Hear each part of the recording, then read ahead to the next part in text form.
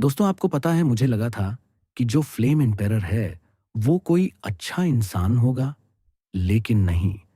मैं गलत साबित हो चुका हूं इस एपिसोड में। चलिए जानते हैं कैसे मैं गलत साबित हो चुका हूं इस एपिसोड में। सुप्रीम काउंसिल के बाद तय हुआ कि 10 साल बाद इंसान ओरिजिनल स्टार में प्रवेश करेंगे। ओरिजिनल स्टार बहुत खतरनाक है। वहां यूनिवर्स मास्टर्स तक मारे जाते हैं। अफवाह है कि लुओफंग के पास कई ट्रू ट्रेजर्स हैं, इसलिए वह चलता फिरता खजाना माना जा रहा है। नाइन ब्लेड नाइट और बाद में गुई यी नाइट भी लुओफंग से ट्रू ट्रेजर उधार मांगने आते हैं। गुई यी नाइट तो बदले में 3 ट्रू ट्रेजर्स देने का प्रस्ताव रखता है, लेकिन लुओफिंग सबको मना कर देता है क्योंकि वह खुद ओरिजिनल स्टार में जाने का फैसला कर चुका है। लुओफेंग कई यूनिवर्स ओवरलॉर्ड्स को ट्रू ट्रेजर उधार देने से मना कर देता है। इससे कुछ रिश्तों में दरार पड़ती है।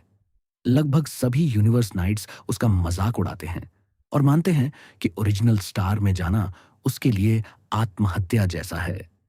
केवल उसके गुरु ट्रू यन नाइट उस पर विश्वास करते हैं।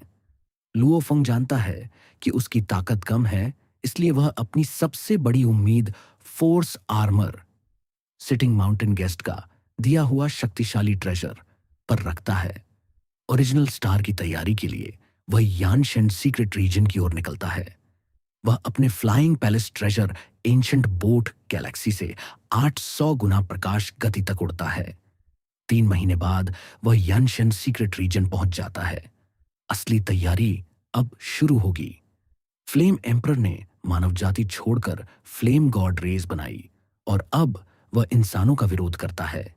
लुओफेंग फोर्स आर्मर लेने यानशेन सीक्रेट रीजन पहुंचता है क्योंकि वह उसका असली मालिक है, जुओ शानके का तीसरा शिष्य। फ्लेम एम्परर जानता है कि लुओफेंग आएगा, लेकिन वह फोर्स आर्मर लौटाना नहीं चाहता। वह गुप्त रूप से पूरे क्षेत्र की स्पेस कोऑर्डिनेट्स छिपा देता है और स्पेस सील लगा देता है ताकि लुओफेंग टेलीपोर्ट न कर सके। लुओफेंग समझ जाता है कि उसका दूसरा भाई जानबूझकर रास्ता रोक रहा है। सीधे युद्ध की हिम्मत फ्लेम एम्परर नहीं करता क्योंकि वह ज़ो शानके से डरता है। अब लुओफेंग के सामने मुश्किल है। उसे सैकड़ों लाइट ईयर्स का सफर सामान्य गति से करना होगा। लुओफेंग शांति से प्लैनेट शिप में यनशन सीक्रेट रीजन की ओर बढ़ता रहता है। फ्लेम एम्परर जानबूझकर खबर लीक कर देता है कि लुओफेंग उसके क्षेत्र में है।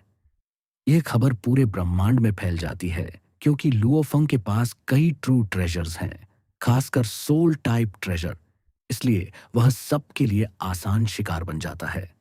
कई यूनिवर्स ओवरलॉर्ड्स और शक्तिशाली प्राणी उसे मारने के लिए यानशन क्षेत्र की ओर बढ़ते हैं। फ्लेम एम्परर खुद सीधे हमला नहीं करता, बल्कि बाफेंग नाइट को तैयार रखता है लुओफेंग को मारने के लिए। लुओफेंग के दोस्त ट्रू यान नाइट, ब्लडी विंग नाइट आदि उसे तुरंत भागने की चेतावनी देते हैं। अब लुओफेंग चारों ओर से घिरने वाला है। पूरा ब्रह्मांड उसका पीछा करने आ रहा है। फ्लेम एम्परर जानबूझकर खबर फैलाता है ताकि दूसरे शक्तिशाली प्राणी लुओफेंग पर हमला करें। 3 खतरनाक यूनिवर्स ओवरलॉर्ड्स पहुंचते हैं। Demon wing leader, frog the wise, माशा नाइट, जिसके पास डोमेन टाइप ट्रू ट्रेजर है। फ्लेम एम्परर स्पेस सील को 100 लाइट ईयर्स तक सीमित कर देता है। जाल तैयार है। लुओफेंग टेलीपोर्ट करता है, लेकिन डीमन विंग लीडर उसका पीछा शुरू कर देता है। जल्द ही तीनों ओवरलॉर्ड्स मिलकर लुओफेंग का शिकार करते हैं। माशा नाइट अपना 90 मिलियन सैंड रिवर डोमेन सक्रिय करता है। पूरा क्षेत्र रेत के भंवर में बदल जाता है। 3 यूनिवर्स ओवरलॉर्ड्स मिलकर लुओफेंग को घेर लेते हैं। अब लुओफेंग सच में मौत के मुहाने पर खड़ा है। अब क्या होगा उसका? क्या लुओफेंग बच पाएगा इन सब से? जानने के लिए हमारे वीडियो को लाइक और चैनल को सब्सक्राइब करें। माशा नाइट ने अपने सैंड रिवर डोमेन से लुओफेंग को कुचल दिया, लेकिन वह असली शरीर नहीं था। लुओफेंग ने पहले ही अपने सारे ट्रू ट्रेजर्स सुरक्षित मानव क्षेत्र में भिजवा दिए थे। उसने अपना असली trump card, talent, technique, domain, इमोशा बॉडी की शक्ति दिखाया और बार बार स्पेस में मर्ज होकर बच निकला। तीनों universe overlords, demon wing, frog, माशा, उसे रोक नहीं पाए और हार कर चले गए। फ्लेम एम्परर दूर से सब देखता रहा और गुस्से में जल उठा। उसका जाल पूरी तरह विफल हो गया। लुओफोंग अब बिना ट्रेजर्स के भी सुरक्षित आगे बढ़ रहा है, सिर्फ फोर्स आर्मर लेने के लिए। फ्लेम एम्परर सीधे हमला नहीं कर सकता क्योंकि वह सिटिंग माउंटेन गेस्ट से डरता है। अब लुओफिंग को लगभग 100 साल और उड़कर फ्लेम गॉड रेस तक पहुंचना है। लुओफिंग के टैलेंट टेक्निक डोमेन के खुलासे से पूरा ब्रह्मांड हिल गया। अब सब जानते हैं कि वह आसानी से नहीं मरेगा। इंसान खुश है, दुश्मन चौंक गए। 10 साल बाद ओरिजिनल स्टार खुलता है। अरबों जातियों के लिए यह खून खराबे का महोत्सव है। यूनिवर्स ओवरलॉर्ड्स और नाइट्स बड़ी संख्या में मरते हैं, लेकिन यूनिवर्स मास्टर्स बच जाते हैं। लुओफिंग अभी ओरिजिनल स्टार नहीं जाता। वह पहले फोर्स आर्मर लेने फ्लेम गॉड रेस के क्षेत्र की ओर बढ़ता रहता है। प्राइमल केओस सिटी लीडर उसे चेतावनी देता है कि फ्लेम एम्परर बेहद स्वार्थी और खतरनाक है। एक 100 साल की शांत यात्रा के बाद लुओफंग आखिरकार फ्लेम गॉड रेस की सीमा पर पहुंच जाता है। वह सीधे ललकारता है, फ्लेम एम्परर, मैं आ गया हूं, सामने आओ। अनगिनत अग्निशिखाओं के बीच विशाल महल का दरबार धधक रहा था। लुओफेंग शांत खड़ा था। सीढ़ियों से उतरते हुए फ्लेम एम्परर उसके सामने आ खड़ा हुआ। उसकी आंखों में जन्मजात घमंड था।